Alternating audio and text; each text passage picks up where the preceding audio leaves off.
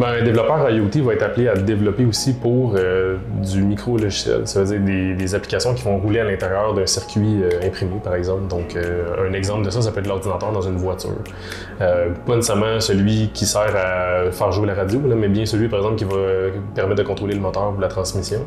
Fait que ça, c'est ce qu'on appelle le micro-logiciel. Fait que le développeur IoT, lui, il y a un peu de ça, mais il y a aussi toute la dimension cloud qui vient avec. Puis la raison pour laquelle en IoT, c'est aussi important d'être full stack, entre guillemets, c'est parce que dans le fond, l'IoT, ça lie le milieu de l'embarqué avec le milieu du cloud, dans le fond.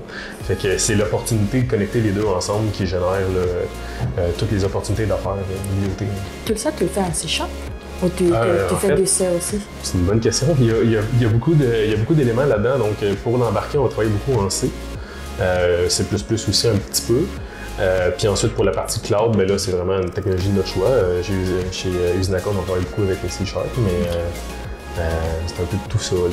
Mais le front-end, je dirais, on en fait un peu moins en IoT. On est plus appelé à faire des dashboards ou utiliser des outils. Des codes noirs. Oui, ouais, c'est ça. Noir et blanc.